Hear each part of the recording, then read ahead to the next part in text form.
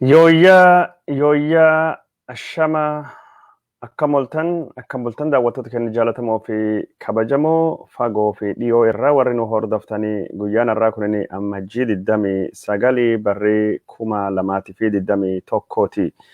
Odeeffannoo sa'aatii kanaa fi qopheeffannee isin biraan gahuu fi argamnee jirra. Warri odeeffannoo kana barbaada basittuu argamtan hedduu isin galateeffachuu feenaa.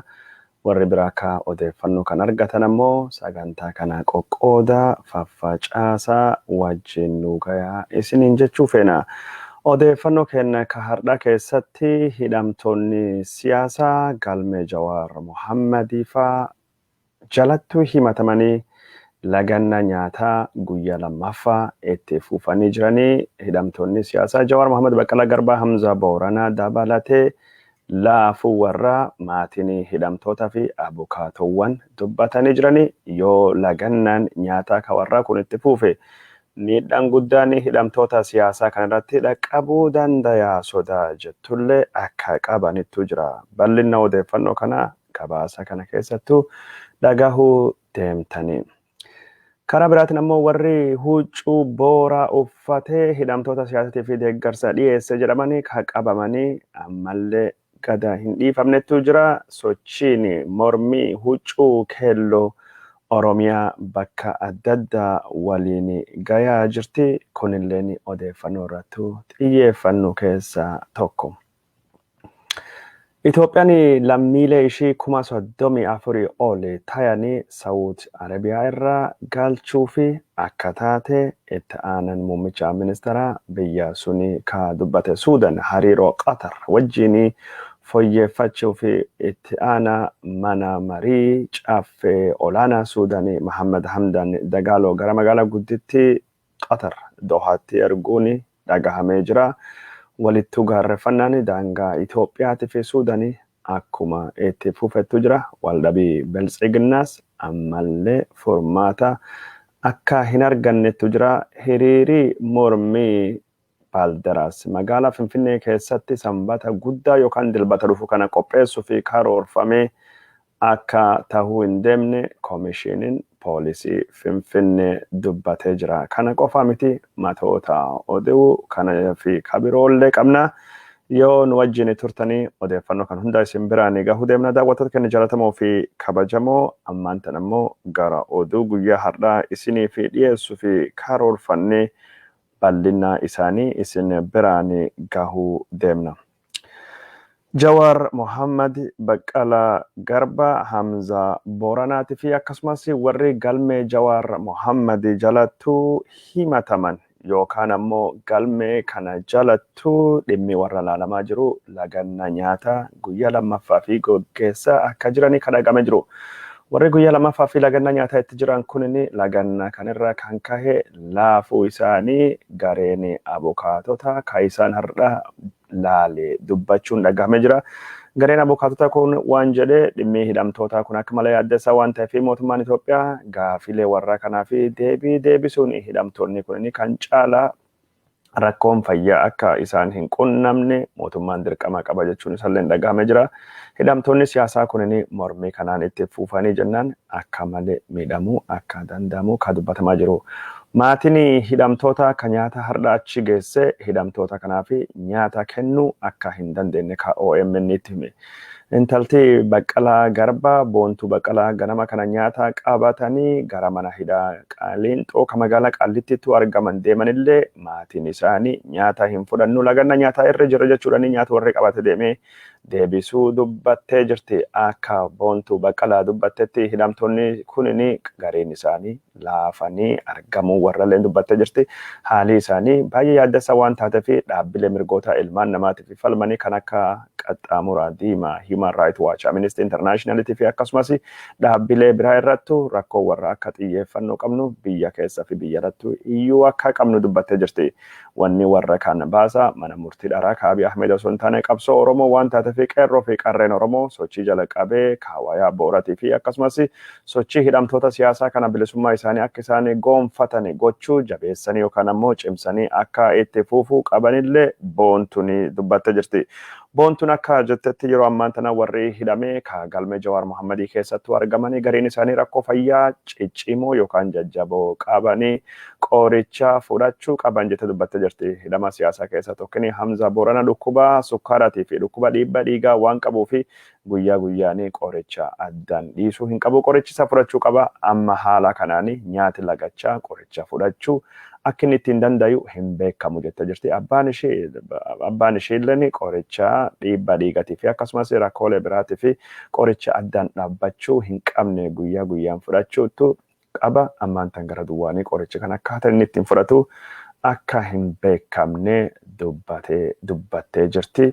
Haalli hidhamtoota fayyaa warraa guddoo yaaddessaa waan taateef hawaasi Oromoo ka addunyaatii fi hawaasi Oromoo ka biyyaa dhimma kana mormii cimaa godhuudhaan akka gaafileen hidhamtoota siyaasaa deebii argattu akka godhuu qabani dhaamsa karaa OMN'tiin dabarsuun ishii dhagahame jira. Hidhamtoonni siyaasaa kunneen gaafilee warri gaafatee mootummaan deebisatee fi nyaata lagatee maali jennee haa gaafannuti. Hidhamtoonni siyaasaa kun akka gaafatanitti warri dhaddacha kibxata darbe irrattuu Jawaar Mohammadii fa'aa fi deeggarsaa ibsuu fi wayaa beerte yookaan ammoo keelloo uffatanii dhufanii cuftu warra yakka waan tokko hin dalagne haal duree tokko malee gad haa dhiifamanii ka jedhu keessattuu akka argamu ka dubbatanii wayaa uffatanii mani murtii yookaan ammoo poolisiin nama hin murteessu mirgaa waan fedhan uffachuu kalammiilee mootummaan kabajuu qaba. Warri dabaanii hidhame gadhiifamuu qabanii akka jedhanii kan dhagahame jiru. Karaa biraatiin ammoo hidhamaan siyaasaa Koloneel Gammachuu Ayyaanaa mootummaan bakka yakkamtootni itti hidhaman keessattuu hidhuun akka yaaddesse ka dubbatanii.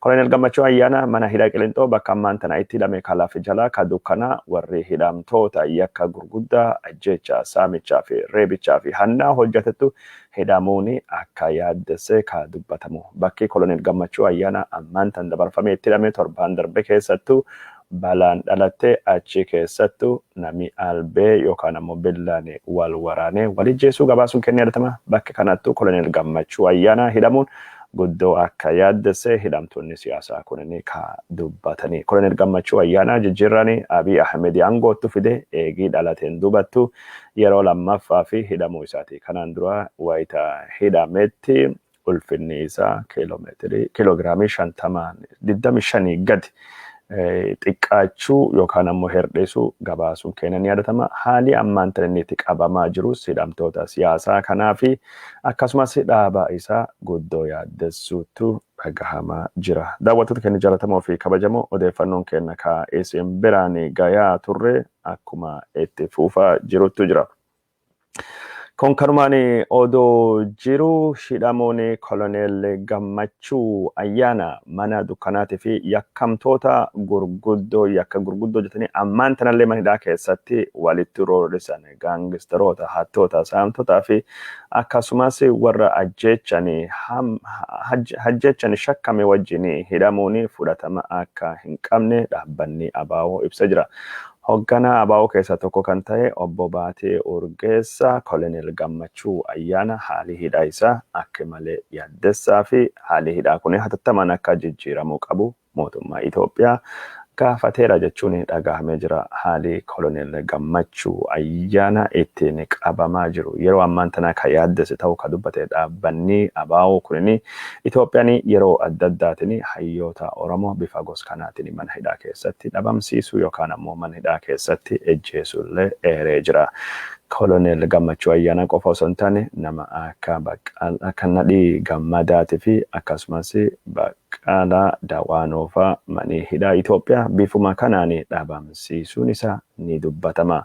Koloneel Gammachuu Ayyaanaa Itoophiyaan barbaraan hayyoota Oromoo nyaattuu ejjeestus gabbachuu hin dandeenye jechuudhaan dubbachuun isaa ni yaadatama. Mootummaa ammaan tan jiru Abiy Ahmed kanas mootummaa hattuun saamtuun lafaatii fi daldaltuun lafaa waliin dhaabbattee mootummaan OPDO mootummaa Oromiyaa hunda gabayaaf dhiyeessee gurguratu haati salleen gabayaa baastee jennaan gurgurachuu irraa hin deebi'u jedhee qeequun isaa ni yaadatama. Koloneel Gammachuu Ayyaanaa kanaan dura yeroo hidhamettu akka inni mana hidhaatii gadhiifamu Abiyyi Xalayaa barreessuu isatti dubbatamaa jira. Waajjira isattuu yaamee paartii badhaadhinnattuu dabalamee yookaan siyaasa ABO keessaa bahii jedheeni akka inni yeroo san didate dubbatama. Koloneel Gammachuu Ayyaanatii fi Abiy Ahmed lachuu warra bara Ruwaandaa nagaa buusuu fi duulame bara 1995 duula Ruwaandaa sun irratti waliin hirmaachuun dhagayamaa jira. Koloneel Gammachuu Ayyaanaa yeroo sun nama aangoo waraanaa keessatti guddaa qabu Abiyyi ol Abiyyi ammoo ijoollee xixiqqoo akka ture ka dhagahamee ture. Abiy Ahmed Koloneel Gammachuu Ayyaanaa ilaalcha isaatiin faallata qabachuun akka dhuunfattu akka ganamettu dubbii kana fudhata jechuudhaan dhimma kana warri keessa beekan yeroo adda addaatti dubbachuun warra dhagahame jira. Ammallee taanaan Koloneel Gammachuu Ayyaanaa ajaja Abiyyiitu kallattiin hiisise yakka tokko malee Abiyyi ajaja kenne malee manii murtii gad hin dhiisu yookaan ammoo ummatii Oromoo mormii cimaa gooree yoo gad dhiisise malee Abiyyi gad dhiisuu fi fedhii hin qabu jechuudhaan namoonni adda addaa yaada isaanii kennaa jiru. Kun kanumaan odoo jiru gargaaranii Profeesarii Bayyanaa Ruudaa barsiisanii yuunivarsiitii Amboo waggaa 2 oli mana hidhaa keessatti dararamaa jira jedhamee jira. Namni yuunivarsiitii Amboo keessatti barsiisu kunini ka hidhame sochiilee qeerroo fi qarree ka magaalaa Amboo keessatti yeroo adda addaatti dhoohu gurmeessita mootummaan jedheeni akka hidheeni ka dhagahamaa jiru. Namni kunini waggaa 2 olillee hidhamu himatii rogaatii fi yookaan ammoo ragaanii takkalleen irratti hin dhiyaanne dararamaa jiraachuu maatiin isaanii akka malee akka yaaddanii fi namni kunini hojii isaatii fi fayyaa isaa irratti hidhaanii waggaa 2 oli miidhaa guddaa akka dhaqqabse ka dubbatamaa jiru.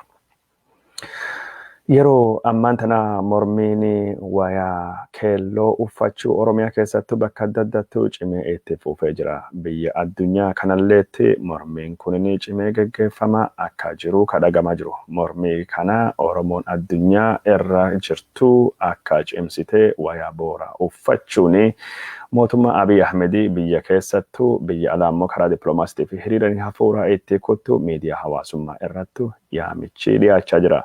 Wayaan boorii uffachuu kunini gara mormii yookaan ammoo warraaqsa jijjiira halluutu akka deebi'u kanatti aansee ammoo warraaqsa keelloon mootummaa Abiy Ahmed kana yoo gaafile Oromoo deebisuu didate akka jechuun raasuu dandayu namoonni hedduun ka raagaa jiru. Daawwattoota keenya jaallatamoo fi kabajamoo odeeffannoon keenya ka isin biraanii gayaa jiru akkuma itti fufettu jira. Amma immoo odeeffannoo gaggabaabduu isin biraanii baasuu deemna.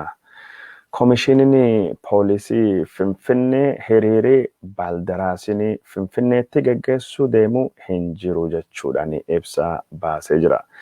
Deeggartoonni baaldaraasii ammajjii 31 bara 2021 sanbata guddaa yookaan ammoo dilbata kana hiriira guddaa magaalaa Finfinnee keessattuu qopheessine jechuudhaan miidiyaa hawaasummaatii fi karaalee neetwoorkii isaaniitiin dhaamsa dabarsaa jiran. Hiriirri kunini bulchiinsa Finfinnee keessatti saamichi lafaa ka Oromoon gaggeessaa jirtuu fi baalee tareenyummaa Oromootii fi akkasumas hidhamuu warra baaldaraasii ka balaaleffatuu fi qophii baaldaraasii filannoo dhuftu ka bara 2021 maal akka fakkaatu ka akeeka laf kaahuu jechuun isa dhagahamee jira.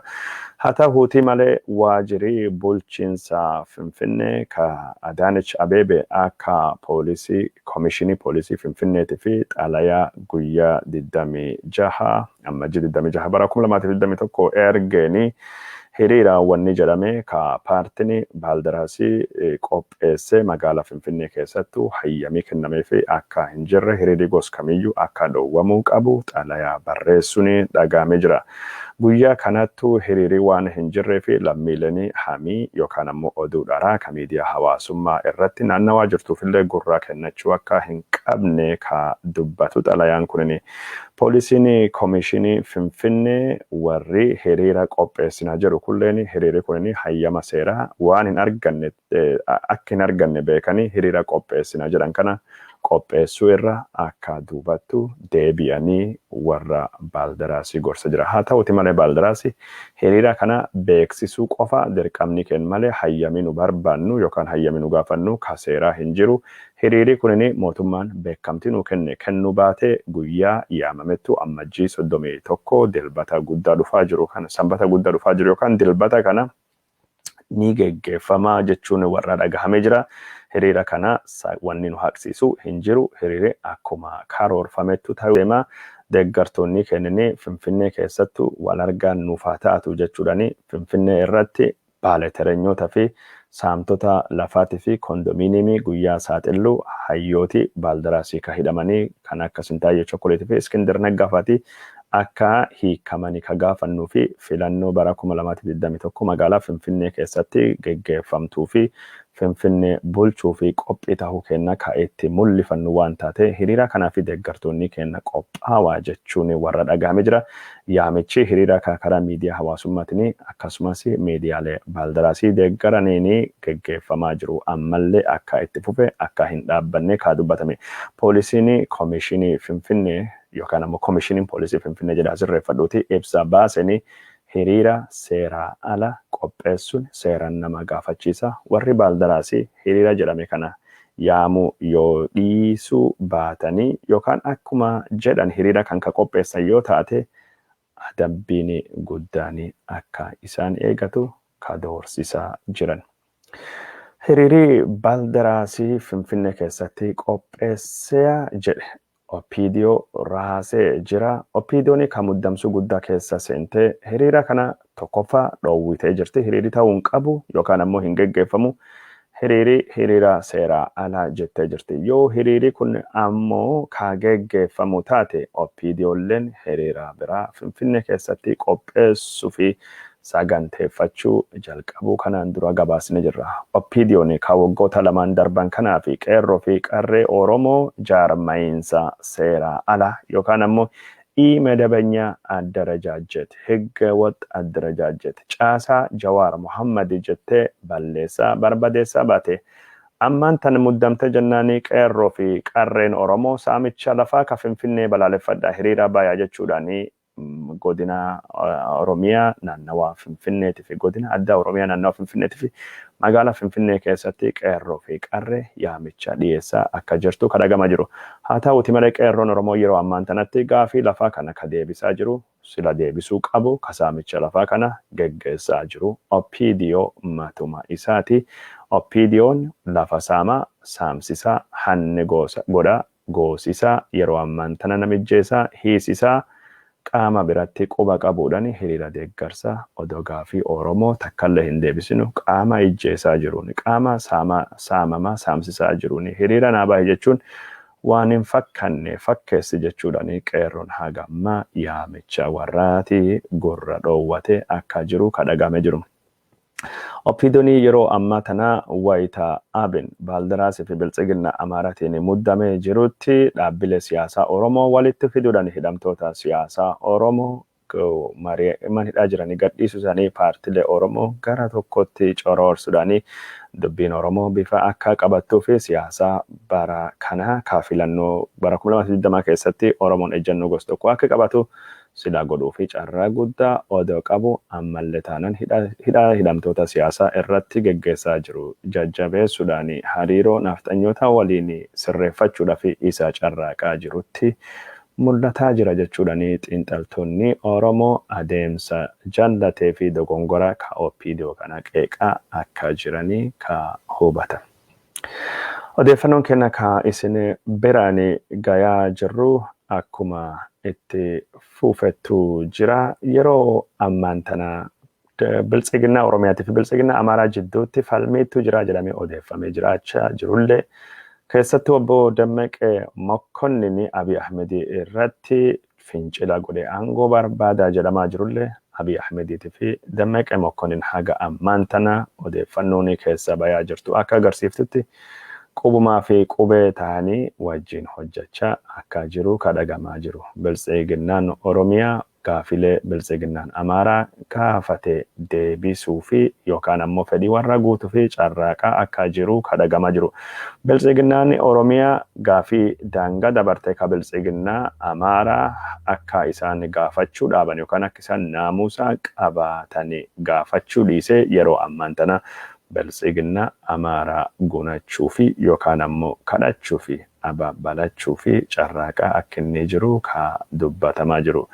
Yeroo ammaan tana warri biltsiginnaa amaaraa waajjiraalee gurguddoo akka ministeera galii, ministeera haajaa alaatii fi akkasumas waajjira geejjibaatii fi tiraanispoorteeshiniitii fi waajjira itti aanaa muummicha ministeeraa argatanillee aangoon kun nu hin geenne jechuudhani yeroo ammaan tana falmachaa akka jiranii fi Abiy Ahmed deebilee amaaraa kana deebisuu fi aangoolee warraa maltuu kabiraa dabalataan kennuu fi qormaatii haa geggeeffamu wanni jedhu ammallee deebi'ee dhalachaa akka inni jiru ka dubbatamaa jiru warri aangoolee gurguddoo barbaadan hunda argatanii jiranii yoo aangoon warraa hafee ka bakka Abiy Ahmed taate malee karaa biraatiin ammoo naannoo Benishaangulii keessattuu godina Metakkalii amaarii deebisnee qabachuu qabna bulchuu qabna ka jettu sunii fi haala walumaa galatti ummati amaaraa bakka bu'ummaa naannoo Benishaangulii keessattuu argatullee haali heerii naannoo Benishangul ittiin fooyya'ullee irratti akka hojjetamuu qabu biltsiginnaan ka wal dhagani. Haala lafa Tigraahii ka amaarii barbaadu raayyaa walqaayit Tsegede irratti referendemiin godhame lafti kun naannoo amaaraatii fi deebi'u irratti ammallee akka mari'atamaa jiru ka dubbatamaa jiru lafa Itoophiyaa fi Suudaan irratti wal dhabaa jiranii ka daangaa ka amaaraa kanallee irratti mootummaan Itoophiyaa ejjannoo cimaa qabaatee lafa kana mootummaa Suudaan irraa akka deebisuu qabu. Mootummaan Itoophiyaa ilaalcha kanaan durattu marii godhannaa jedhe Suudaan wajjin qabu. Suudaan lafa Itoophiyaa taakkuu tokko qabattee waayitaa jirtutti yookaan yeroo jirtutti mariin hin ta'u jedhe ejjannoo cimaa akka inni qabachuu qabu. Warri biltsiginnaa mootummaa Abiy Ahmed irratti dhiibbaa guddaa akka godhaa jiranii ka dubbatame jiru. Dhiyoo kana koree hojii raawwachiistuu filannoon durattuu filachuu ka qabu dhaabbanni biltsiginnaa Abiy Ahmed koree hojii raawwachiistuu kana adeemsa filachuu sodaa fi doorsisa paartiin biltsiginnaa amaaraa irratti itti godhe irra kan kaase akka filannoon duubattuu dabarfamu boordiin filannoo Itoophiyaa akka warraa fi murteessuu godhamee jira.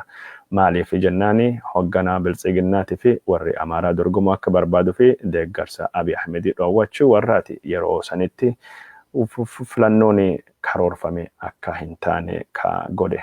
Dorgommiin aangoo guddaan biltsiginnaa amaaraatiif Oromiyaa jidduu jiraatullee mootummaan Abiy Ahmed dorgommii warra amaaraa kun inni dorgommii daangaa hin qabnee fi hin dhaabbanne taahuu beekuudhaan falmii dhufuu fi yookaan dorgommii dhufuuf qopheessuu dhiisee harka kennachuu akka tarsimoo siyaasaa akka godhate ka dubbatamaa jiru.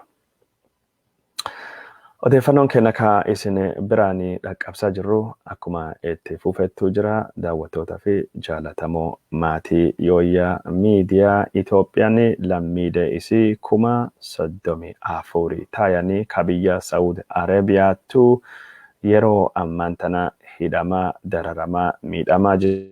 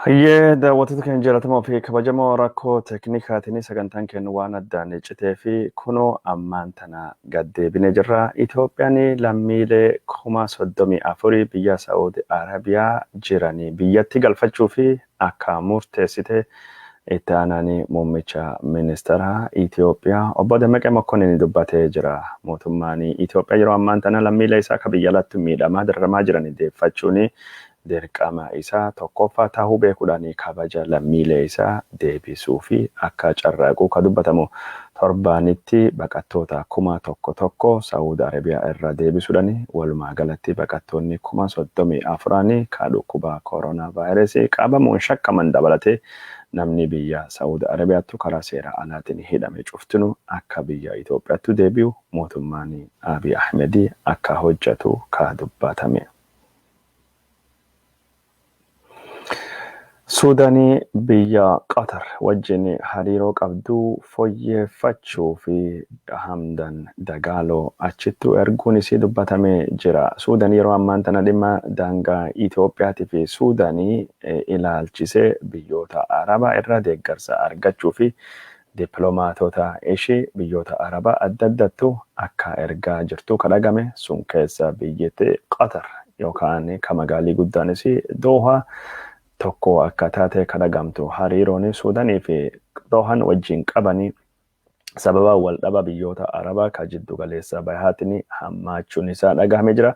Haa ta'uuti malee Qatar yeroo ammaan tana rakkoolee Saa'uudi Arabiyaa fi Imaaraatii wajjin qabdu waan furattee fi Suudaanis rakkoo Qatar wajjin qabdu furachuu akka barbaaddu fi deeggarsa mootummaa Qatar ergachuu fi dippiloomatii isii olaanaa itti aanaa caaffee birmadummaa Suudaanii kan ta'anii Jeneraal Mohammed Hamdan Dagaaloo gara Doohaatti erguun ishee dhagahamee jira. Suudaan yeroo ammaan tana biyyoota ollaatii fi biyyoota jiddu galeessa bahaa wajjin dippiloomaasii olaanaa hojjechaa yoo jirtu Itoophiyaatti muummichi ministeeraa ishee dippiloomaasii hojjechuu dhiisii bakka inni itti dhokatee yookaan ammoo riphee namni afaan wallaalee waa'ee fayyaa isaa haasawaa akka jiru kan dhagama jiru. Viidiyoon muummicha ministeeraa Abiy Ahmed Itoophiyaa kalee agarsiisu irratti muummichi ministeeraa waan akka nama hokkolu ka fakkaatu miidiyaa hawaasummaa irrattullee marii uumuun isaa dhagahame jira. Abiy Ahmed bakka meeshaa gargaarsaa warra qaama hir'uutii fi qopheeffametu argamee jiraachuu isaa mul'isuu fi viidiyoo tokko karaa miidiyaa hawaasummaatii fi televizyiinii Itoophiyaatiin kagadhiisise. Viidiyoon Abiy Ahmed kunini isa jechuun darajaa yookaan ammoo kortoo ol bahutti mul'ata. Abiy akka nama hokkolullee akka fakkaatu ka mul'atu bakka sunittu Daani'el Kibret wajjin argamee jira.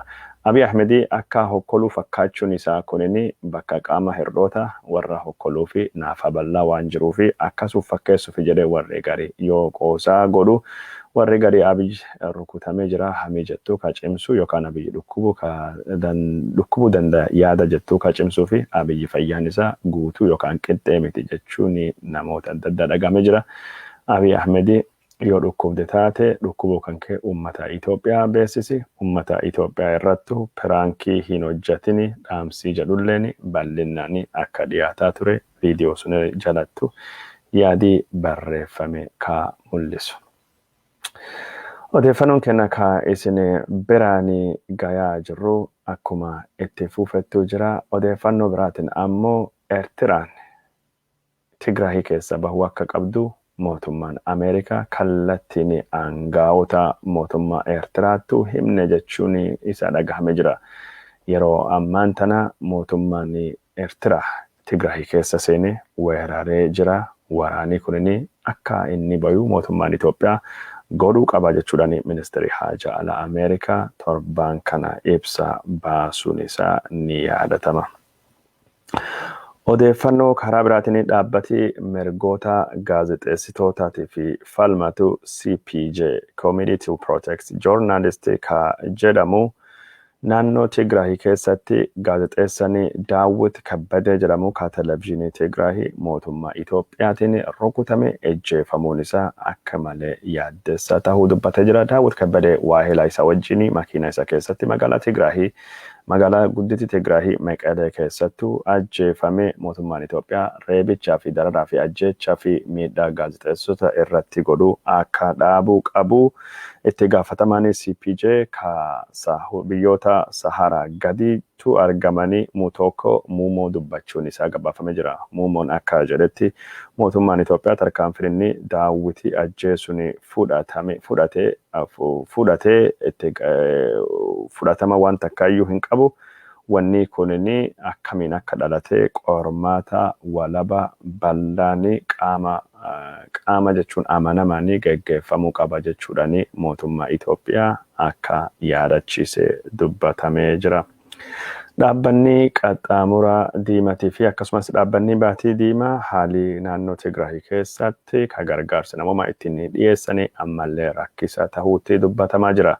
Yeroo ammaan tana uummanni miiliyoonota naannoo Tigraahii keessatti buqqa'uudhaan yookaan ammoo beela'uudhaan gargaarsa namoomaa akka inni barbaadu dhaabbileen kukkuun inni ka dubbachaa jiran. Dhaabbanni mirgoota ilmaan namaa kan mootummoota gamtoomanii haala waraana naannoo Tigraay irratti walgahii akka qopheessu dubbatamee jira. Walgahiin kun haala gargaarsa namoomaa ittiin dhiyeessamuu fi akkasumas yakka waraanaa kan naannoo Tigraay keessattuu geggeeffamaa jiru. Keessattuu haleellaa dubartoota irratti dhaqqabaa jiru kasaala irrattuu akka inni xiyyeeffatu ka dubbatamaa jiru. Naannoo Tigraahii keessa Hiwwahaati yeroo dhumaatii fi barbadeessuu fi mootummaan Eertiraa qophiidhuma irra jira jechuudhaan EEPN gabaasee jira. Akka gabaasa kanatti mootummaan Eertiraa waraanii hagammaan tana geggeeffame warra Tigraahii ka Hiwwahaati guutumaa guututtuu balleessuu akka hin dandeenye kaa'amanii jiru. Kanumaa fi marsaa dhumaatii fi warra kana Tigraahii keessa balleessuu fi duulii bal'aan torbaan kan yookaan torbaan dhufu akka jalqabu ka dubbatamaa jiru. Duula kan keessattuu Eertiraan Tigraahii keessatti bobba'uu isiitiin ka akka malee qeeqamtee waan ta'eef warri waraanii Eertiraa ka Tigraahittuu fe'amaa jiru kunini yuunifoormii waraana Itoophiyaa keewwatee akka lolu deemu EEPN gabaasee jira. Akka odeeffannoo dabalataa EEPN kennetti waraan Eertiraa qofa osoo hin taane waraanii Itoophiyaallee dabalatanii gara Tigraahitti ol dhufaa akka jiruu fi duulii ammaan tana godhama jedhame kunini gaarrenii fi baddaalee Tigraahii ka soquu deemuu fi manneen keessatti hooggantoota Tigraahii ka hagammaa hin qabamini ka barbaadu fi warra Tigraahii ka diddaa godhe hundaayyuu ka to'annaa jala oolchee akka Hiwwahaati deebi'ee ka'uu hin dandeenyetti lafee dugunguruu dhahee ka cabsu ta'uu yaadamee jira jechuudhaani karoorii kunini akkasitti waddeessa.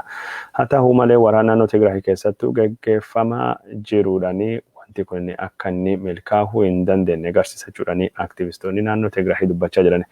Akka odeeffannoo aktivistoota naannoo Tigraahiitti Hiwwahaati ka waraana mootummaa Itoophiyaa wajjin sababa diroonota Imaaraatii Arabaa irraa kan ka'e godhuu dadhabe yeroo ammaan tana waraana riphee loltummaatiin miidhaa gurguddaa dhaqqabsaa jira jechuun warra dhagahamee jira. Bifuma kanaanii gara Tambeen lafa jedhamtu lixa jiddu galeessaa Tigraahiitti jeetti waraana Itoophiyaa tokkollee torbaan kana keessa buusnee jirra jechuun warra dhagahamee jira. Somaaliyaa keessatti gareen Ahmed Madoobetii fi Abdullahi Farmaajo ammallee wal lolaa akka jiranii ka dhagahamaa jiru. Gareen Abdullahi Madoobe ka gosa Marrihaana Daarodii yoo ta'u gareen Ahmed Madoobe ka gosa Ogaadeni warra Daarodiiti. Yeroo ammaan tana Daarodii lamaan walitti bu'uuni Somaaliyaa keessatti rakkooni hagam tokko hammaachaa akka inni deemaa jiru ka dhagahamaa jiru. Gareen Abdullahi Farmaajo kun mootummaa Itoophiyaatii fi Eertiraatiin ka deeggaramu yoo taate gareen Ahmed Madoobe ammoo mootummaa Keenyaatii fi Jibuutiitiin akka deeggaramu ka dubbatamaa jiru. Magaalaan waraanii irratti geggeeffamaa jirtu ka daangaa Itoophiyaati, daangaa Keenyaatii fi daangaa Somaaliyaa gubbaa jirtu Bulahaawo magaalii jedhamtu yeroo ammaan kana deeggartoota pirezidaantii Somaaliyaa ka Abdullahi Farmaajotiin to'atamtee jirti jechuuni maddeen oduu Somaalee gabaasaa jirani. Haa ta'uuti malee deeggartoonni Ahmed Madoobe injifannoo mootummaan Somaaliyaa labsate kun dharaa jechuudhaani warri nu weerare adabbii isaanii argatanii deebi'aa jiran jechuun warra dhagahamee jira. Waraanni Somaaliyaa keessa biyyoota gaafa Afrikaa walitti buusuttuu himamaa jira. waraanni Tigraayilleen akkasuma biyyoota gaafa Afrikaa hedduu hirmaachisuutu dhagama jira. Waldhabni daangaa Itoophiyaa biyyoota hedduu hirmaachisu Itoophiyaaf Sudaan biyyoota hedduu hirmaachisuu akka danda'u gaafii Afrikaa yeroo ammaan tana raafama siyaasatii fi waraana hamaa keessa seenuu xiinxaltoonni dubbachaa jiran.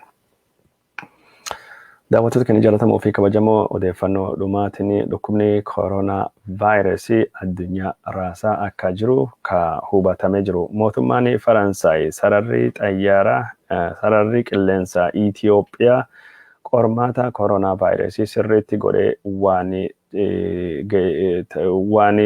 warra jechuun himaltoota biyya Faransaay fiduu hin dandeenye fi guyyaa 4 fi xayyaarii Itoophiyaa gara Firaansota yookaan gara jechuun magaalaa Firaansitti akka balali'uu hin dandeenye ugguree jiraachuun isaa dhagamee jira. Mootummaan Firaansii ibsaa baasanii qormaata barbaachisu hunda haga qixeeffatu asi mootummaan Itoophiyaa sararri qilleensa isaa qubsumaalee xayyaaraa biyya Faransaaytti qubachuu akka hin dandeenye ka dubbatamee jiru. Odeeffannoon dhukkuba koronaa vaayirasii ammallee faffaca'insi dhukkuba kana akka hin dhaabbanne addunyaan yeroo kanattu tallaalli dhiyeessaa akka jirtu ka dubbatamaa jiru. Tallaalliin haga ammaa dhiyeeffamaa jiru ka Faayizeriitii fi Moodernaa tallaalli lama fudhachuu qaba namni. Joonsen ka jedhamu warshaan qoricha Ameerikaa oomishu innis tallaalli qopheessuun dubbatamee jira. Tallaalliin isaa kunini tallaalli tokkoffaa kennama dhukkuba koronaa vaayirasii ittisuu irratti akka malee jabaa miti jedhamee jira. Carraa dhukkuba koronaa vaayirasii ittisuu persentii 70 qofa kittibaatii kan fudhate namni jechuun tallaalli kan fudhate carraa dhukkubaatiin qabamuu hin qaba jechuudha.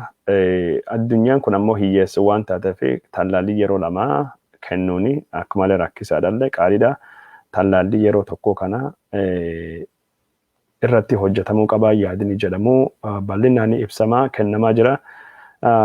Tallaalliin Joonsen waldaan warshaan qorichaa Ameerikaa qopheesse kun yoo haalli isaa fooyya'ee dhukkuboota sanyii koronaa vaayirasii xixiqqoo ittisuu irratti akka malee cimaadha jedhamee jira. Hojjechuu danda'a jedhamee jira. Haga dhibbantaa keessa 75 ittisuu danda'a.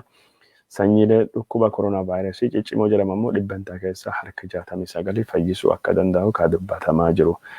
Odeeffannoon keenya ka isin biraan genne kakkaluma waan daawwattan hordoftaniif hedduu isin galateeffannaa Yooyaa miidiyaa irraa sagantaan keenya ka oduu hagasuma guyyaa dansaa isiniif haa ta'u nagaan oola nagaan nu bula.